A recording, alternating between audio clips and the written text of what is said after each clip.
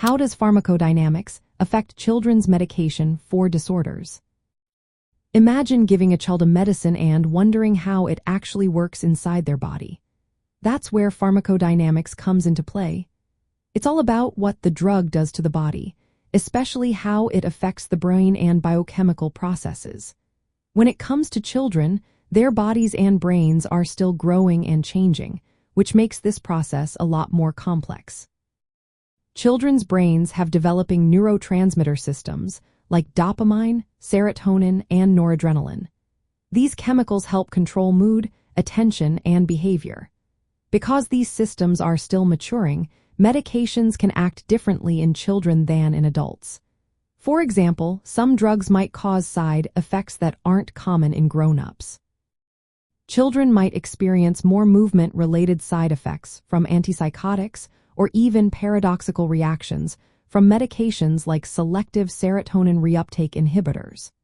These are drugs that increase serotonin levels to help with depression or anxiety, but in children, they can sometimes cause agitation or increased energy instead. The effectiveness of certain medications also varies because of these developmental differences. Tricyclic antidepressants, which are older medications, tend to work less well in children because their noradrenaline pathways are not fully developed. Plus, long-term effects of these drugs in children are not always well understood, so doctors need to be very careful and watch for any changes or side effects.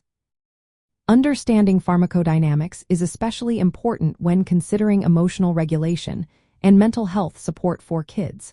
Since medications influence mood and behavior differently in children, doctors need to adjust doses carefully and monitor responses closely.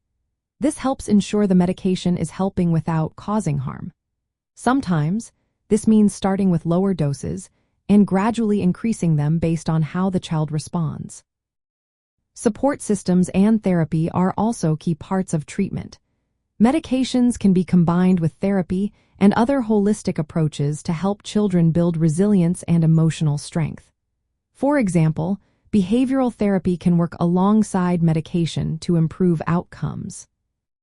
In summary, pharmacodynamics affects children's medication by changing how drugs interact with their developing bodies and brains. This impacts both how well the medication works and the risk of side effects. Knowing this helps doctors choose the right medication, dose it properly, and keep a close on the child's progress. It's all about making sure children get safe, effective treatment that supports their emotional health and growth.